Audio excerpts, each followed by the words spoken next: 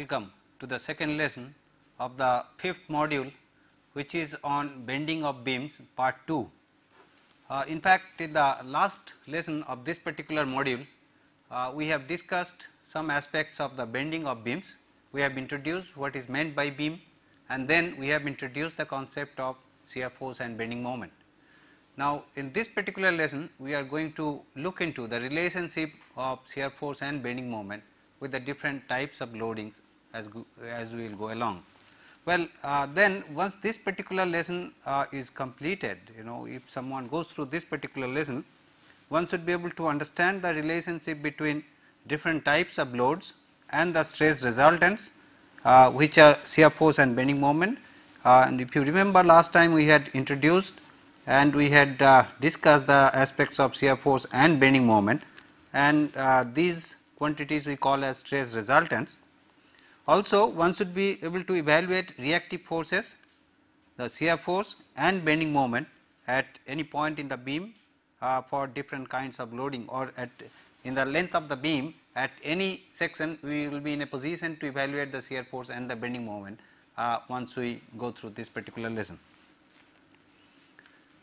Now, the scope of this particular lesson includes recapitulation of previous lesson.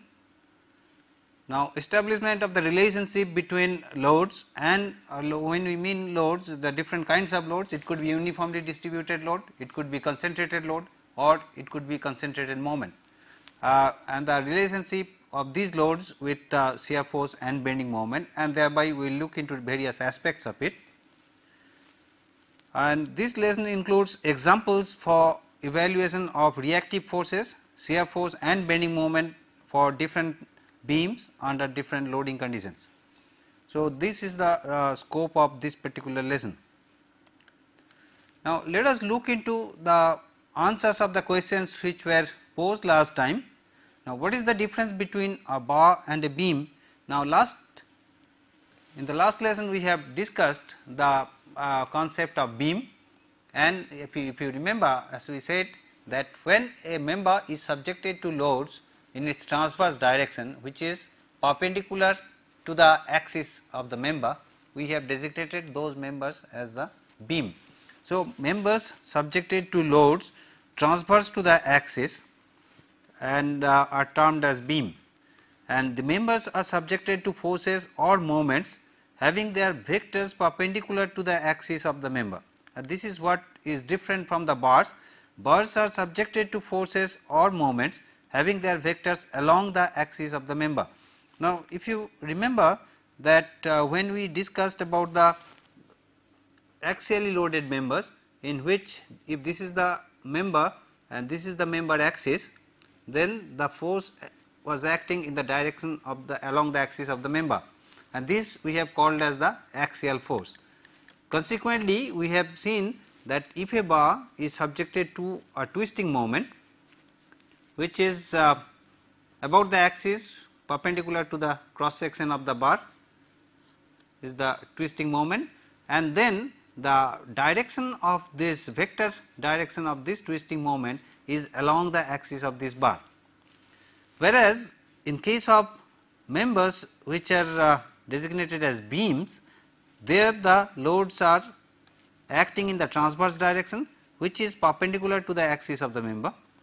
Also, if we look into the moments which can act about these two axes, if the moment acts about this particular axis which is in the plane of the cross section, the vectorial direction, if the moment acts about this particular axis, the vectorial direction is perpendicular to the axis of the bar.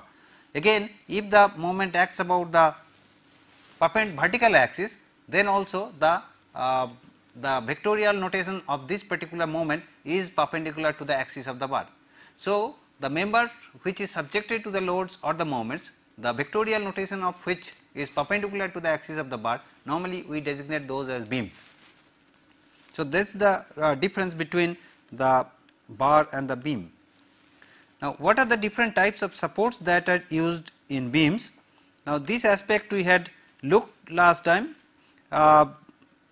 We had looked into the aspects of supports like pinned support, or we have called that as hinge support, the roller support and the fixed support. These are the kinds of supports that we encounter in beam members.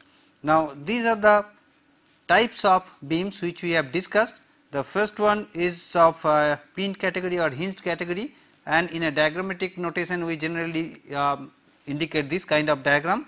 This is the roller support where the horizontal movement is allowed, and this is a fixed support where no movements like horizontal movement, vertical movement or the rotation, anything is allowed.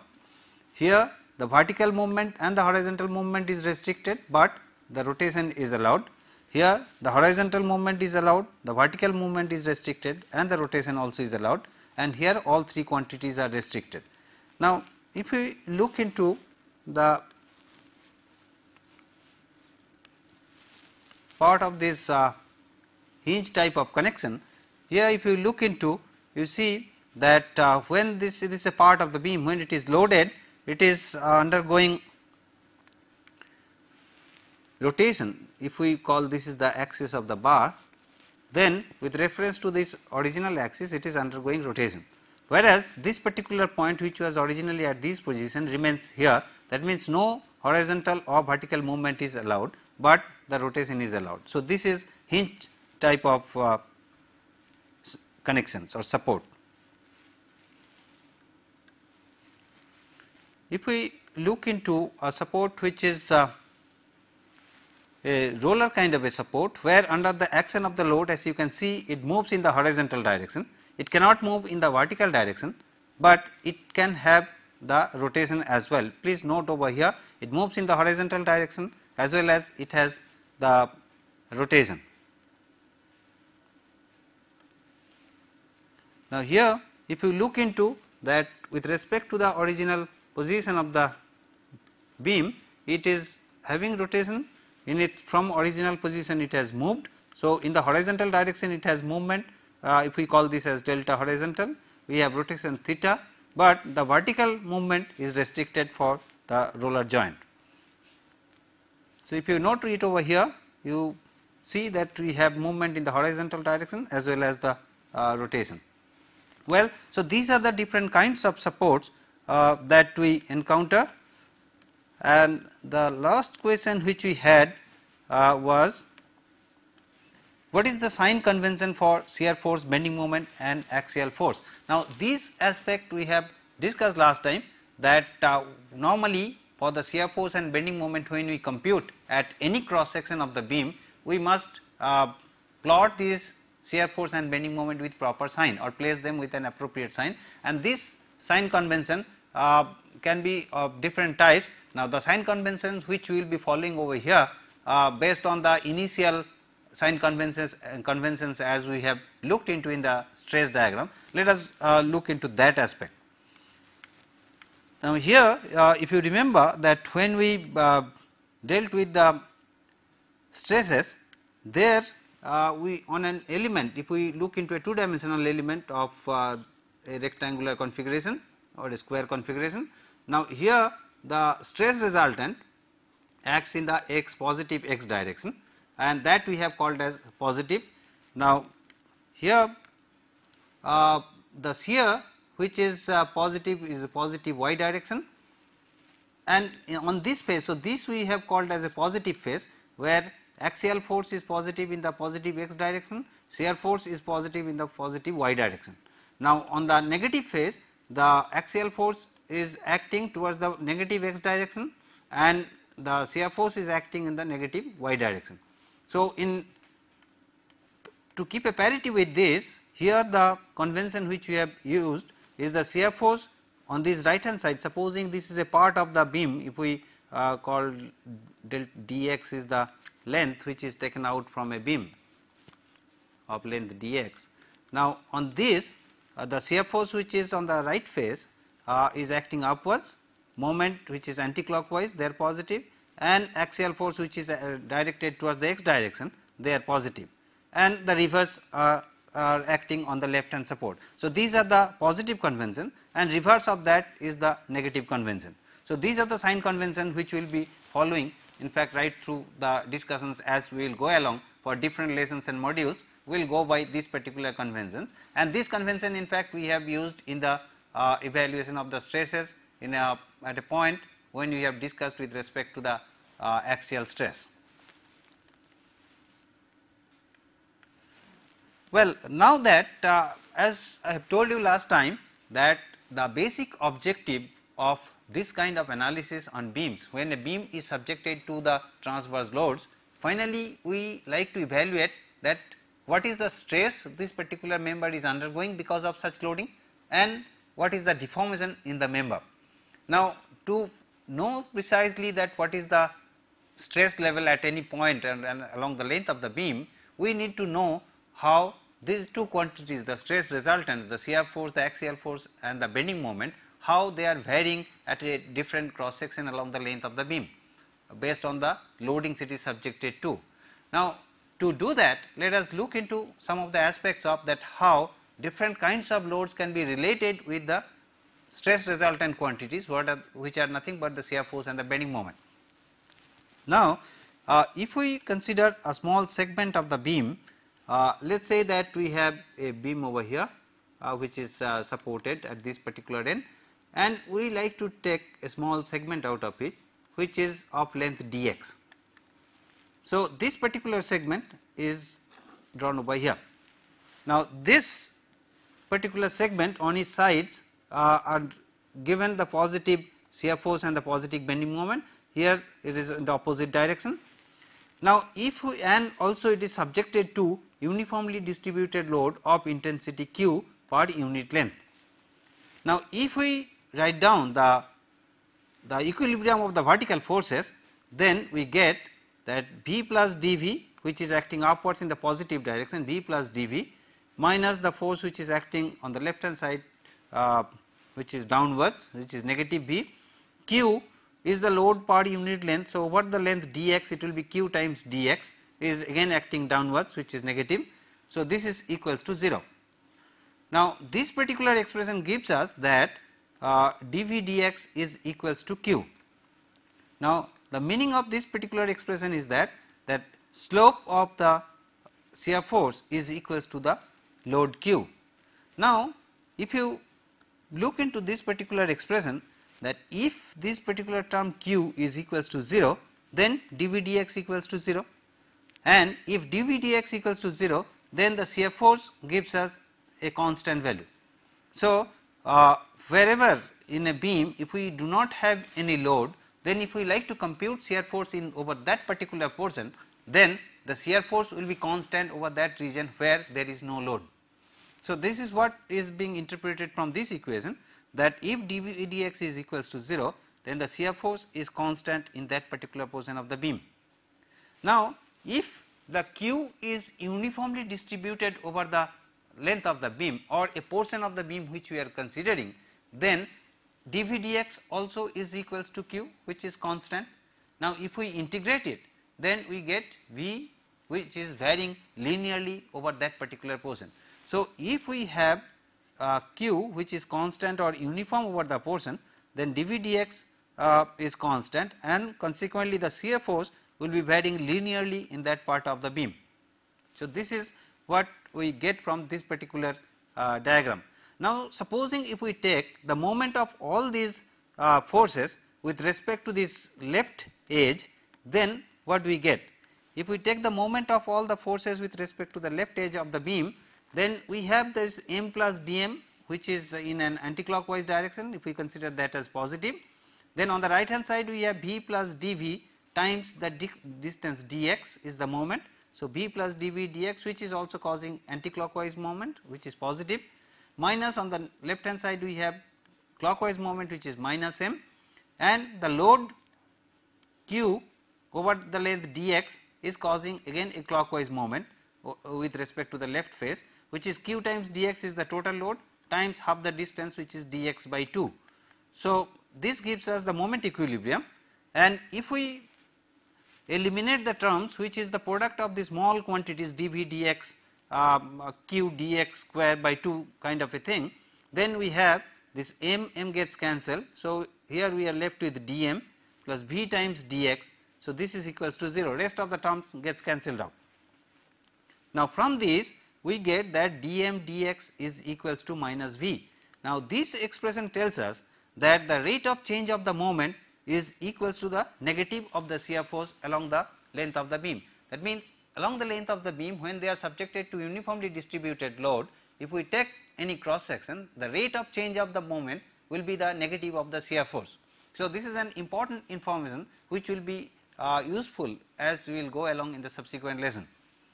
Now, here if you note into that, if this particular quantity shear force becomes 0, then the bending moment in that particular region is going to be constant, because m is going to be a constant quantity C. So, if shear force is 0, then bending moment is constant in that particular region. Now, this in fact we can verify readily if we look into a beam. Say for example, we have a beam which is simply supported. Now, since here we do not have any axial force, so we are saying horizontal at this end is 0. So, this is hinged end and this is roller end, and this is subjected to a uniformly distributed load, say of Q per unit length, and the length of this beam is L. Now, if we say these two ends are A and B, so reactive forces are RA and RB. Now, we can take moment about B and we can say that RA into L is equals to Q into L by 2, and thereby RA is equals to Q L by 2, and sorry, this is RA. Now, since RA plus RB from the vertical equilibrium is equals to Q times L, so RB also is equals to Q L by 2. So, the reactive values RA and RB, they are equals to Q L by 2. Now, supposing if we like to take the free body of this beam at a particular section which is at a distance of x from this left end, then what we have is this reactive force here over here, which is RA. Then we have uniformly distributed load over this particular portion. We have the shear force, the positive shear force, and the bending moment. So, this is V and this is M. Now, if we, and this is Q per unit length. Now, this distance as we have noted is x. So, if we take the vertical equilibrium of the forces, we have V plus R A minus Q times x, this is equals to 0. This gives us that V is equals to Q x minus R A, and R A as we have seen is Q L by 2. So, this is equals to Q x minus Q L by 2. Now, if we take the derivative of this dV dx, then this is equals to Q, which conforms to the derivation as we have seen right now. Now, if we compute the moment at this particular point, let us remove this. Now, if we compute the value of the bending moment, if we take moment about this particular point, then we have moment m, which is in an anticlockwise direction. Now, moment contribution of R A, which is in a clockwise direction, is minus R A times x, and the moment contribution of this downward load also in an anticlockwise direction, which is positive, which is Q times x square by 2. So, this is equals to 0. So, this gives us m as equals to R A into x minus Q x square by 2. Now, if we take the derivative of this, then dm dx, this is equals to R A minus Q x. Now, R A as we have seen is Q L by 2. So, this is Q L by 2 minus Q x, and this is nothing but equals to minus V. V as we have seen is equals to Q x minus Q L by 2. So, dm dx, if we substitute for Q L by 2 minus Q x as minus V. So, this is the expression which we have obtained, that dm dx is equals to minus V. So, this can be verified from this particular example, that we get dm dx as equals to minus V and we get dV dx as equals to Q.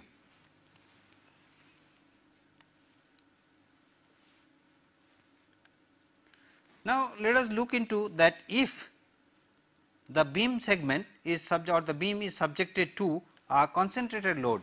Now, as we have shown earlier that we have a part of the beam we take out a small segment, the length of which is dx, and over this dx a concentrated force or a concentrated load is acting on the beam, which is P. Now, here if you note that in the previous case we had the change between V over the length dx as V plus dV, here we have noted as V plus V1.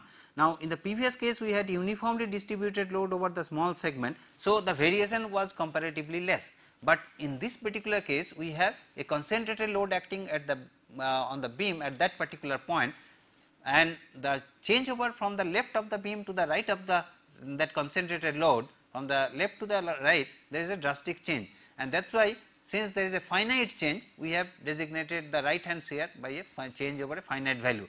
So, left hand side we have the shear as V and the right hand side we have V plus V1, V1 being a finite value which can give us the change due to the concentrated load, and so is with the moment M1.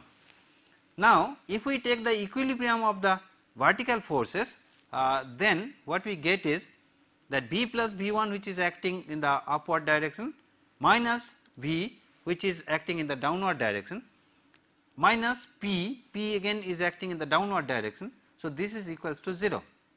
So, this gives us that V1 is equals to P. Now, this particular expression gives us the information that on the right hand side the change in the shear from the left hand support is equivalent to the addition of this concentrated load. So, on the left hand support or the left hand side of the concentrated load, the shear force whatever we get, that gets changed by the quantity of that concentrated load over the right side. So, on that left side we have the shear of V, on the right side we have the shear of V plus P, which we have called as V1. So, V1 in this case is P. Now, if we take the equilibrium of the moments about the left edge of the beam element, then again M plus M1 which is a positive anti-clockwise moment which we have considered as positive, minus M which is a clockwise moment which is acting on the left edge, plus the moment due to V plus V1 is V plus V1 times dx, and the contribution in the moment due to P is P times dx by 2, and B does not have any contribution because we are taking moment about this edge, and this is equals to 0.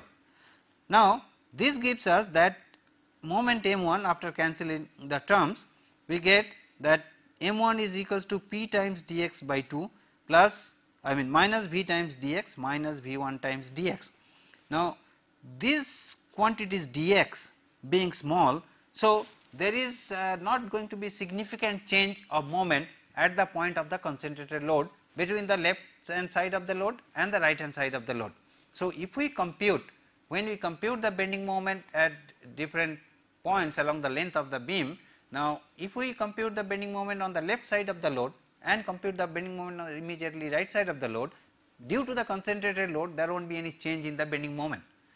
But if we look into the aspect that from the previous expression we have seen that dm dx, the rate of change of the moment is equals to the negative of the shear force. So, on this side we have V and on this side we have V plus V1. So, on the left side the value of dm dx is equals to minus V, and the value of dm dx on the right hand side is minus V plus V1.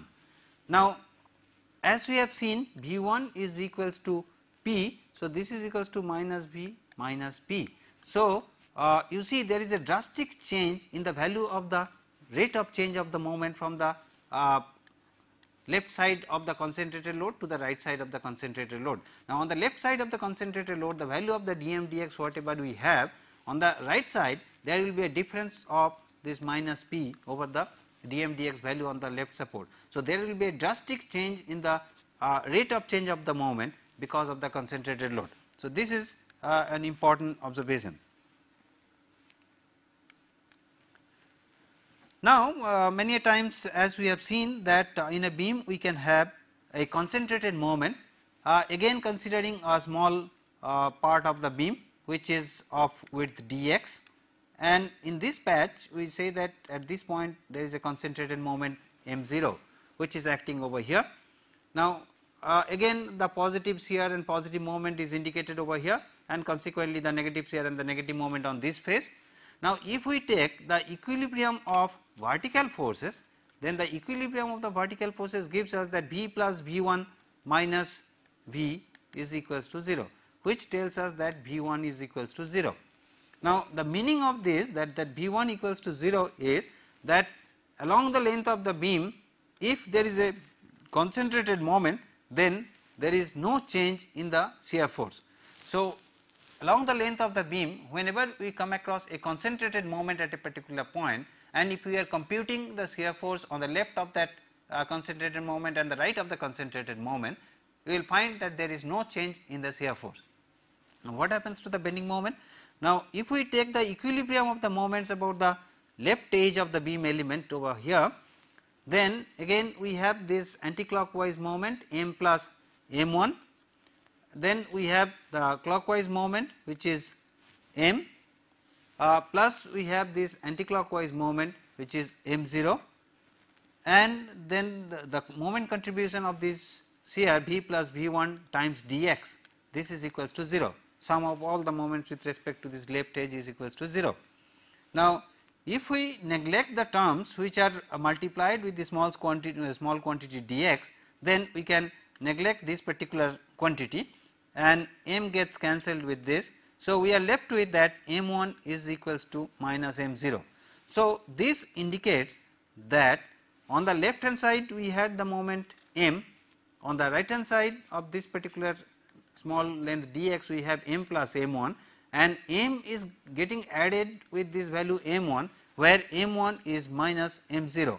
That means, whatever moment we get on this left edge of the moment, on the right edge this quantity m0 gets subtracted with this value, and finally we get the moment over here.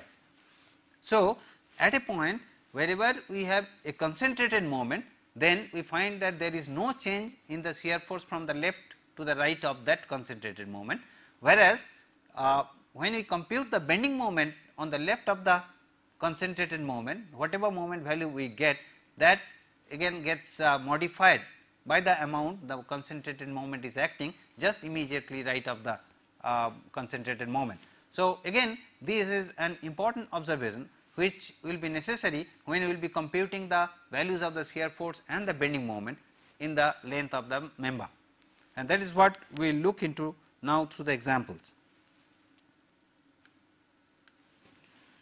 Well, before we go into the evaluation of those quantities, let us look into the previous examples which I had given to you last time. Now, here the first example which we had given to you was the beam ABCD has overhangs at each end and carries a uniform load of intensity Q. So, this intensity Q means it is Q per unit length, and this is uniformly distributed over the entire length. So, the distance between the supports B and C, B is a hinge support and C is a roller support, and the distance between B and C is L. From B we have an overhang of B, from C also we have overhang of B, and this is subjected to uniformly distributed load Q. Now, we will have to find out the ratio B by L, the B by L, so that the bending moment at the midpoint of the beam be 0. So, for what value of B by L, the moment, if we call this as a E, moment at E is equals to 0. So, this is the aspect which we will have to look into. Now, before we start this particular problem, if you look into that, this is the overhanging part which is of length B, and since the intensity of the load is Q per unit length, so over this particular width B, the load which will be acting is equals to Q times B. The intensity Q per unit length times B is the total load, and that will be acting at the midway between this distance, which is B by 2. Now, if we like to transform this beam into a beam which is supported on B and C with this effect of these overhangs, then the effect of overhangs will be transfer of this concentrated force over this support, we can transfer this concentrated force over this support, but since at this point we did not have any concentrated force, so in the opposite direction there has to be one force. So, this opposite force along with this forms a couple, and this gives a moment of this nature which is anti-clockwise. And similarly, if we transfer this concentrated force over here at this support, we will have a concentrated force, and then this is going to cause a clockwise moment at this point. So, if we make a reduced form of this particular diagram, it will be something like this, wherein you see that we have the replaced now the hinge support with the reactive forces, which let us call this as RB and let us call this as HB. Let us call this reactive force as RC, and this is being roller. So, it is constrained to move in the vertical direction only, and it can have movement in the horizontal direction, and thereby there will not be reactive force generated in the horizontal direction. So, there will not be any horizontal reactive force at the roller support. Now, you see that the effect of the overhang which we had, that we have now converted in terms of the vertical forces and the moment, and the magnitude of this vertical force is equals to Q times B, and the magnitude of this moment is Q B square by 2. Q B times B by 2 is Q B square by 2, and so is this is Q times B, and this is Q B square by 2. Now, let us find out first the values, reactive values B and C. Now, if we take the moment of all the forces with respect to B, so moment about B is equals to the reactive force RC multiplied by the length L, which is in the anticlockwise direction. Then we have this moment which is at C, which is in a clockwise direction, minus Q B square by 2. Then we have this moment which is anticlockwise direction, which is plus Q B square by 2. Then the moment of this particular reactive this force from overhang, which is Q B, and this is going to cause a clockwise moment. So, this is minus, which is Q times B times L, and we have the load, uniformly distributed load, which is again causing a clockwise moment. So, that is minus Q times L by 2. So, this is equals to 0. Now, this part gets cancelled. So, we have RC times L is equals to Q L square by 2 minus or plus Q B L. So, this gives us a value of RC as equals to Q B plus Q L by 2.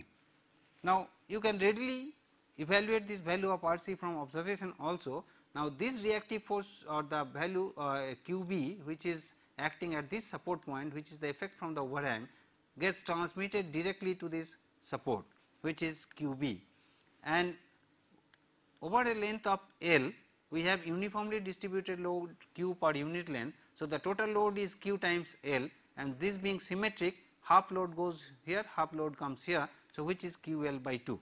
So, we get this as the reactive force, which is Q B plus Q L by 2. Likewise, since we do not have any horizontal force, so summation of horizontal force equals to 0 will give us the value of HB as equals to 0. So, value of RB also will be equals to, from symmetry, as QB plus QL by 2. Now, what we will have to do is, we will have to find out the ratio between the length B to the length L in such a way that the load produces 0 bending moment at the midspan. So, if we can compute the magnitude of the bending moment at midspan, and if that we equate to 0, then we can find out the ratio between the B and the L. Let us do that. Now, if we compute the value of the bending moment, so let us keep in mind that RB is equals to QB plus QL by 2, and RC also is equals to QB plus QL by 2. Now, if we calculate the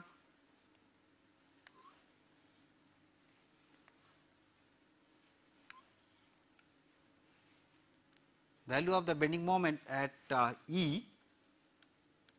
So, moment if we take the free body part of this particular end, say the left end of the beam, here we have the vertical reactive force which is RB, and HB being 0 we are omitting that. Here we have the vertical force which is QB, and we have an anticlockwise moment which is QB square by 2, and we have over this particular part distributed load which is of intensity Q, and this being the mid span. So, this length is equals to L by 2, and on this particular cart there will be the stress resultant which is the positive shear which is V, and the bending moment M which is anticlockwise.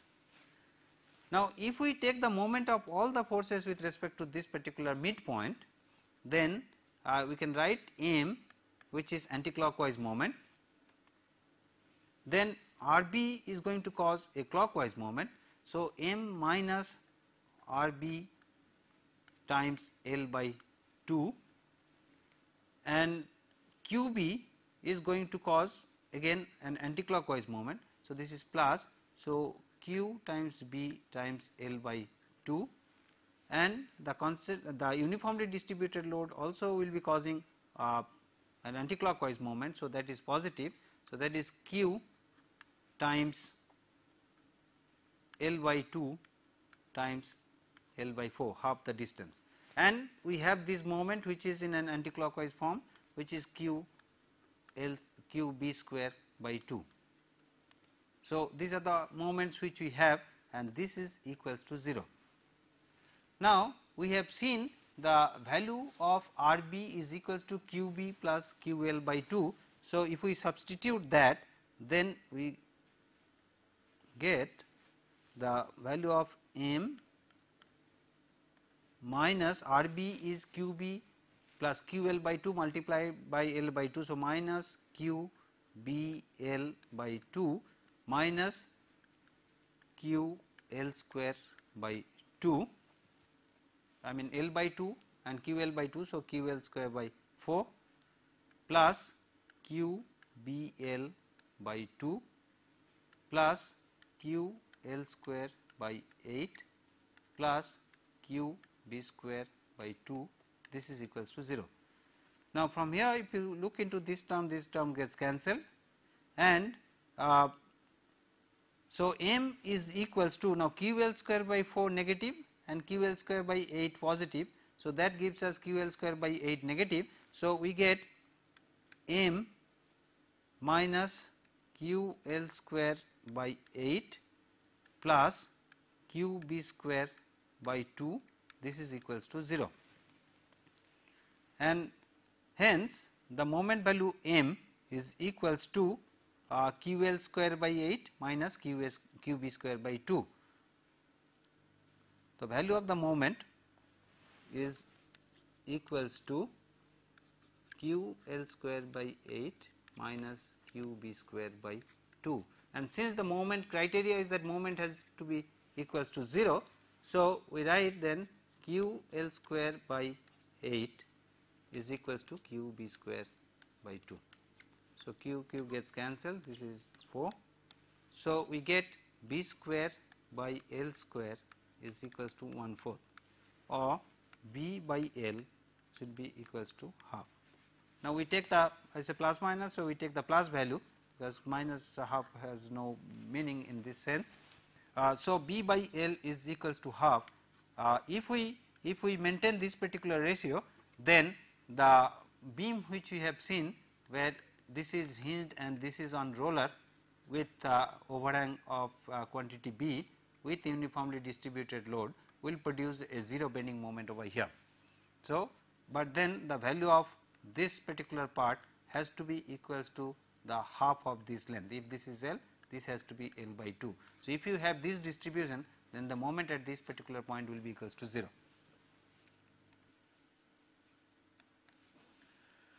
Well, the second example which was set last time was that determine the shear force and bending moment at D, which is 2 meter from A. Now, this distance between A and B is 4 meter. Now, what you need to do is that at a distance of 2 meter, we will have to find out the values of shear force and bending moment. Now, if we look into here, that we have a load of 4 kilonewton which is acting at a distance of 1 meter, vertically 1 meter above this particular support point. Now, here of course, we neglect the this weight and we take up to the center of the beam as the transfer of this. Now, this particular force can be transferred at the center of this beam. Now, if we do that, then since here we did not have any force, we will have to have an opposite force. So, this force along with this forms a couple which is anticlockwise in nature, and the magnitude of this moment will be equals to 4 times 1, which is 4 kilonewton meter. So, the effect of this particular 4 kilonewton force which is acting at a distance of 1 meter from support A is equivalent to a 4 kilonewton load at this particular point along with a moment of 4 kilonewton meter. So, now that if we transform this beam with this particular change, that means we take this effect of this load in terms of the load and the moment and remove the supports to have the reactive forces, like at the hinged end you will have the vertical and the horizontal force, and at the roller end you will have the vertical force. So, if we take the free body of the whole beam, then we can find out the values of the reactive forces and thereby we can compute the shear force and the bending moment. So, if we take the free body of the whole beam, this looks like this, that the 4 kilonewton load which was acting at a distance of 1 meter from this support is now transformed to this place where we have a horizontal force of magnitude 4 kilonewton and the moment is 4 kilonewton meter, because 4 times 1 will give you 4 kilonewton meter as the moment. Now, the reactive forces which are acting at A and B, they are RA, let us call this as HA, this as RB, and there is an overhang of 1 meter from B. Now, all we will have to do is first, because we need to evaluate the bending moment and shear force at this particular point D, which is at a distance of 2 meter from left end. Now, let us compute the values of the reactive forces RA and RB. Now, as we know the equilibrium of the forces, summation of horizontal forces equals to 0. Now, here the assumed directions as we have, that HA is in the positive x direction minus 4 kilonewton axial force which is acting is equals to 0. So, HA is equals to 4 kilonewton. Now, if we take the moment of the forces with respect to this point B, then what we have is, now since 4 kilonewton and HA they are acting in the axial direction, they do not contribute to any moment. When we say about the point B, means we take with respect to the center of this beam. So, the moment contribution of RA is RA times 4, which is a clockwise moment. Now, if we have called this as positive, then we have anti-clockwise moment which is 4 kilonewton meter, which is minus 4, and then we have 8 kilonewton load which is causing a moment over here, which is again a clockwise moment. So, plus 8 into 1. So, this is the total moment contribution of all the forces, and this is equals to 0. So, summation of moment at B, we have taken this as equals to 0. Now, this gives us that RA into 4 minus 4 plus 8. So, this is plus 4, this is equals to minus 1 kilonewton. So, the value of the reactive force at A is equals to minus 1 kilonewton. Now, if we take the other equilibrium, which is summation of vertical force is 0, then we have RA plus RB is equals to only vertical force which we have is 8 kilonewton is equals to 8. Now, RA we have obtained as minus 1. So, RB is equals to 8 minus RA, which is minus 1. So, this is equals to 9 kilonewton. So, the reactive forces which we have is R A equals to -1 and R B is equals to 9 kilonewton. Now, if we calculate the bending moment at this point D, let us take the free body diagram of this particular part from the left hand support and substitute all these forces, so that we can evaluate the shear force and the bending moment. Now, if we take the left part, then what we have is, this is the left part of the beam up to point D. Now, on the right hand side the positive shear is V, the bending moment positive is M. Now, here we have the reactive force which is R A, and here we have the 4 kilonewton force and the bending moment 4 kilonewton meter.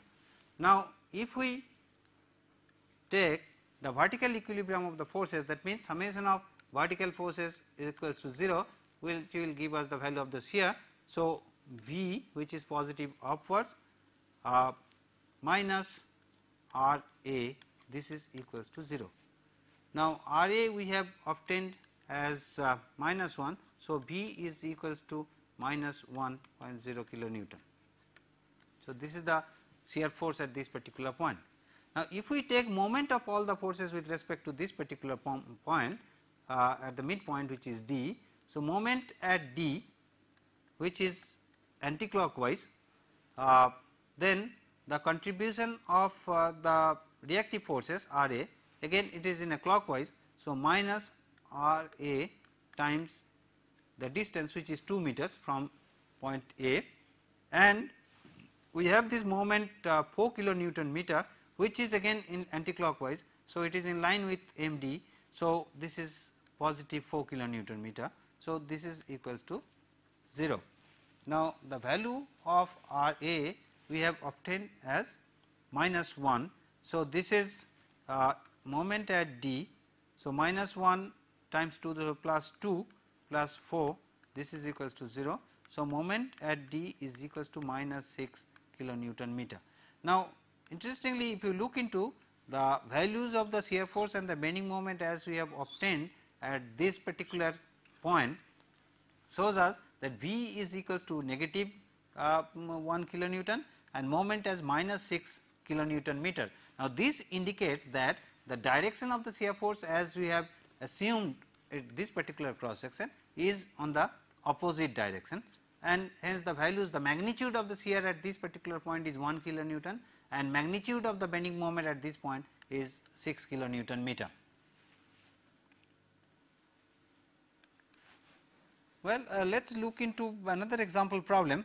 Now, here the load is varying linearly, but as we had seen earlier, it is in the form of a trapezium, that here we have 30 kilonewton per meter as the load, and here we have a load of 50 kilonewton per meter, and the length of the beam is 3 meters.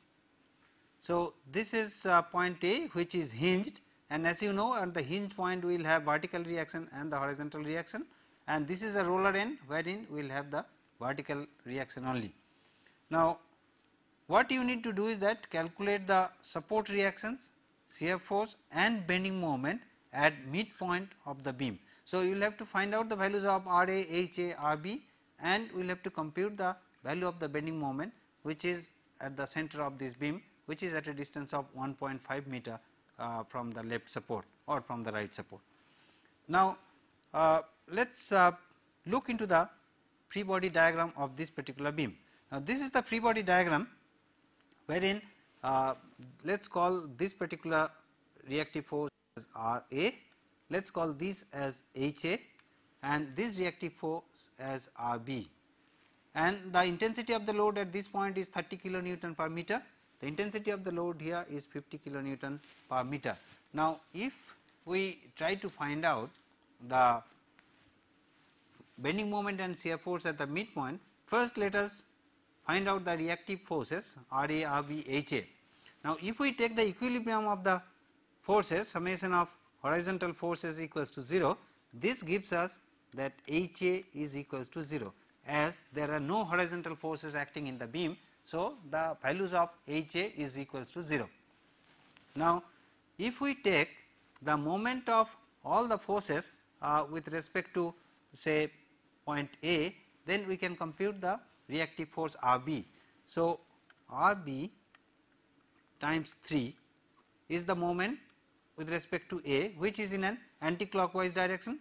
So, let us give the notation that is in the anti-clockwise direction. Then HARA obviously will not have any contribution, since we are taking moment at this particular point. Now, the load part, the trapezoidal load, we can distribute in two parts. Let us call that this is of uniform intensity, and this being 30 kilonewton per meter, we have this as 20 kilonewton per meter. So, we have two parts, one is the rectangular part which is 30 kilonewton, and another one is the triangular one from 0 to 20 kilonewton per meter is varying. Now, this load, if we take the moment of all these uniformly distributed load over here, they are causing a clockwise moment. So, this is negative. So, minus of 30 into 3 into 1.5 is the contribution due to the uniformly distributed, which is 30 kilonewton per meter. So, 30 into 3 times 3 by 2, which is 1.5, minus half into 20 into 3 is the triangular load, which is acting at a distance of 1/3 from here. So, the moment is 1/3 into 3. So, this is equals to 0. Now, this moment also is a clockwise moment, and this moment also is a clockwise moment, and that is why they are negative. So, RB into 3 minus this gives us a value of 135 minus 135 minus, now this gets cancelled and this is 30.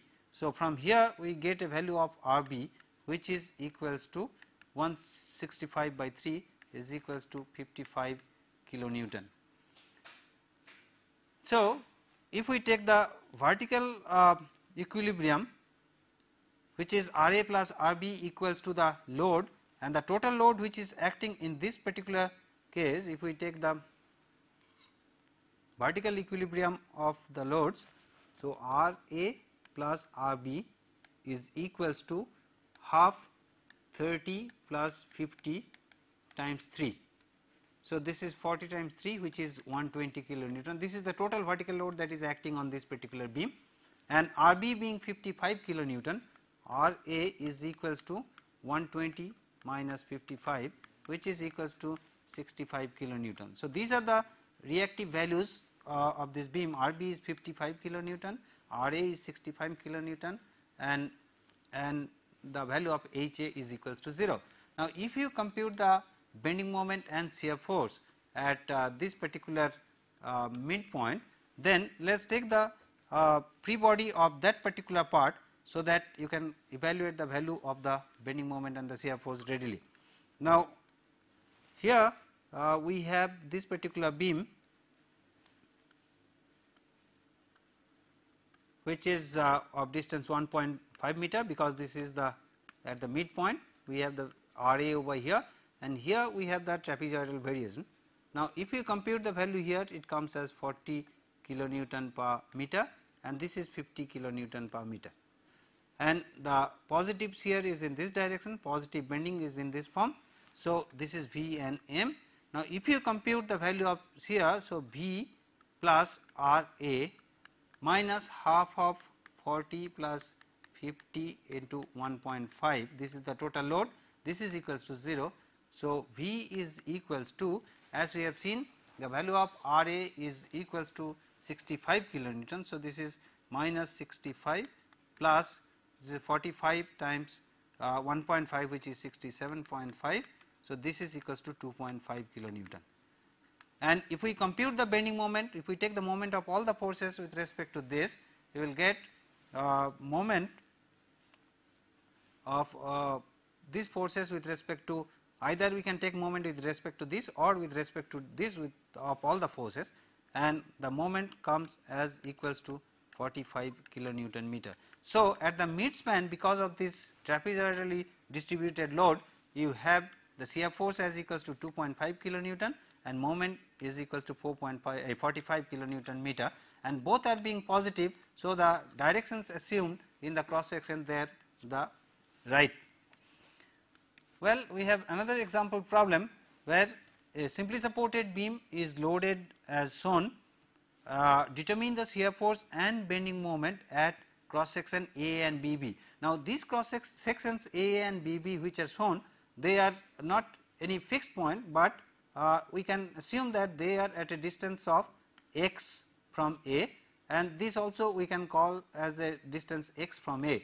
Now, the idea behind this is that we can find out that what is the effect of this concentrated moment or what is the effect of this uniformly distributed load which is up to a distance of 5 meter, and beyond 5 meter what happens to the shear force and the bending moment. Now, if we compute the values again in the same form, after computing the reactive values, we can write in a general form as the values of shear force and bending moment at the section A and section BB, and we can write down the values of V and M as a function of x. Now, this I leave on to you, go through this particular problem, try to evaluate the values at A and BB. We will discuss this problem in the next lesson. Well, then to summarize, in this particular lesson we have included the recapitulation of the previous lesson part. We have looked into what aspects we discussed last time, then the relationship of different types of loads with shear force and bending moment. Now, as we have seen that how the shear force and bending moment gets related to the uniformly distributed load, the concentrated load, and if you have a concentrated bending moment at any point along the length of the beam. And then we have looked into some examples to evaluate reactive forces, shear force and bending moment for different types of loading. Now, some questions are set for you, which is for a uniform loading on a portion of a beam, what will be the variation of shear force, and what is the effect on bending moment if shear force on a portion of a beam is 0, and what is the effect of concentrated load at a point in a beam on bending moment at that point. Now, we will give you the answers in the next lesson. You can go through the lesson and look for the answers of these questions. Thank you.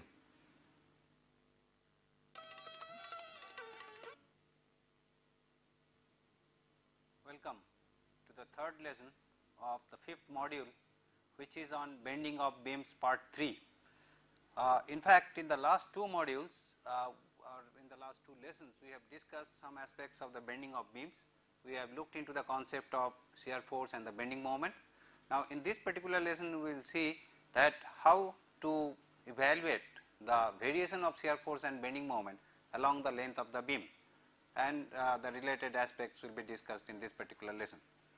Well, once this particular lesson is completed, it is expected that one should be able to understand the concept of shear force and bending moment diagrams. Now, as we have seen so long that we have calculated the shear force and the bending moment in a beam at a particular location along the length of the beam. Now, if we like to find out that how the shear force is valued